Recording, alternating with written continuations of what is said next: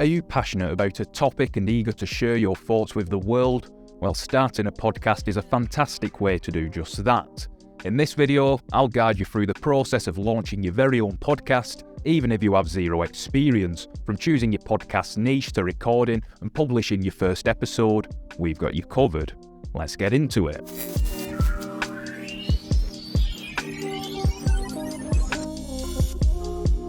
Welcome back to another video. I'm Tom Ainscough and I'm a digital content producer here at Viddyoze. Today I'll be talking you through the full process of starting your own podcast, even if you've had zero experience. So let's jump in and see what we need to do first. Step 1.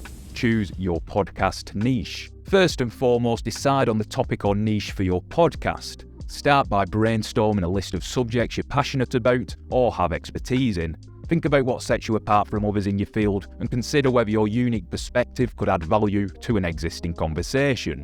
When selecting your podcast niche, ask yourself the following questions. What are the existing podcasts in this niche and how can I differentiate mine? Is there a specific sub-niche or angle that isn't being fully explored which I could focus on? Am I genuinely interested in this topic and can I produce content around it consistently for an extended period? For example, if you're passionate about personal finance, you could consider focusing on a sub-niche like financial tips for freelancers, budget travel, or teaching financial literacy to young adults. This will help your podcast stand out from the countless personal finance podcasts already available. It's also crucial to identify your target audience and create personas representing different segments of your potential listeners. By doing this, you can tailor your content to their unique needs and preferences. For instance, if your podcast is about budget travel, you may have personas such as backpacking college students, solo female travelers, or adventure-seeking couples. Once you've decided on a niche and identified your target audience, do some research to validate your podcast idea. Check out forums, social media groups, and other online communities where your target audience may congregate. Look for trends, common questions, or pain points that your podcast could address. This will help you create content that not only resonates with your audience, but also provides real value. Remember, selecting a niche that you're passionate about that offers valuable insights is key to keeping your audience engaged and coming back for more. Step 2. Plan your episodes. Before hitting the record button, take some time to plan your episodes. This planning process is crucial for ensuring that your podcast is well organised, engaging, and provides value to your listeners. Start by brainstorming a list of potential episode topics related to your niche. Consider your target audience and the questions or challenges they might face. You can also research popular topics within your niche, find inspiration from other podcasts, or look at relevant online communities to see what your potential listeners are discussing. Once you've brainstormed some ideas, it's time to create a content calendar. A content calendar will help you stay organised and maintain a consistent podcast publishing schedule. Determine the frequency of your episodes. Will they be weekly, bi-weekly, or monthly? And map out your episode topics on this calendar.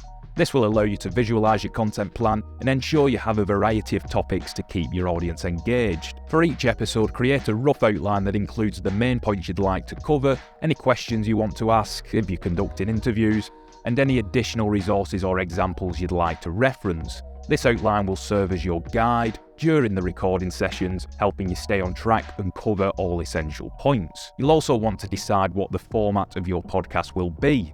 Will there be solo episodes, conducted interviews, maybe roundtable discussions, or maybe a mixture of these? Your chosen format will influence the structure of your episodes and the preparation needed. For example, if you're conducting interviews, you'll need to find guests, prepare interview questions, and schedule recording sessions accordingly. Once you've decided on a format for your podcast, we'll want to develop a consistent intro and outro for your podcast to create a professional and cohesive listening experience. Your intro should introduce your podcast, tease the episode's topic, and potentially include some theme music. The outro should summarise the episode, thank the listener, provide a call to action, and this could be asking for reviews or directing listeners to your website before playing any closing music. By investing time in planning your episodes, your podcast is bound to be engaging, informative, and consistent, ultimately increasing the chances of building a loyal audience. Step 3. Select the right equipment. Creating a professional-sounding podcast with zero experience is possible when you have the right equipment. The quality of your audio is essential for keeping listeners engaged and establishing credibility. let's go through a more detailed breakdown of the key equipment you'll need to start your own podcast. A decent microphone. A quality microphone is crucial for capturing clear and crisp audio. If you're just starting out, I'd personally recommend the Blue Yeti USB microphone due to its ease of use, versatility and affordability. Audio editing software.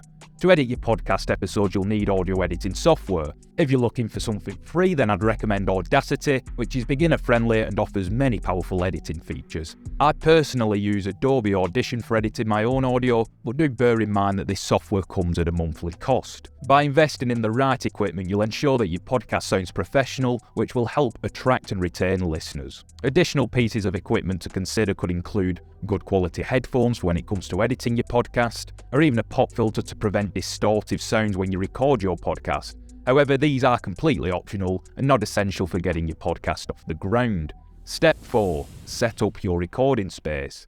Creating a suitable recording space is crucial for achieving high quality audio for your podcast. A well-prepared environment can minimize background noise, echo, and other audio issues. So let's go through my top tips to help you set up an optimal recording space.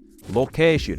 Choose a quiet room or space in your home or office that's isolated from external noises such as traffic, construction, or loud appliances. If possible, choose a room with a door that can be closed to further minimize distractions and noise interruptions. Minimize echo. Echoes can make your audio sound hollow or distant, which can be off-putting to listeners. To reduce echo, opt for a room with soft surfaces and avoid empty spaces with hardwood floors and bare walls. A carpeted room with upholstered furniture will help absorb sound and minimize echo. Microphone positioning. Properly position your microphone to reduce unwanted noise and capture the best audio quality. Ideally, the microphone should be 6 to 8 inches from your mouth, angled slightly off axis to avoid plosive sounds. Feel free to use a pop filter or microphone stand to maintain a consistent distance and angle. Monitor your audio. It's always best practice to wear headphones for monitoring your audio levels while recording. This will help you identify and address any background noises, echoes, or other audio issues in real time, allowing you to make adjustments as needed. By taking the time to set up a suitable recording space, you'll improve the overall audio quality of your podcast, making it more enjoyable and engaging for your listeners. So it looks like we're all set up and ready to record our first podcast episode. However, I'm actually going to be going through the production, post-production and distribution stages in my next video, just to give you a little breathing space and some time to prepare your own ideas. Make sure you subscribe to our YouTube channel and that you also have those notifications turned on so that you don't miss out on all of the juicy tips I have for recording, editing and distributing your own podcast. Thank you very much for watching, and I'll see you in the next one.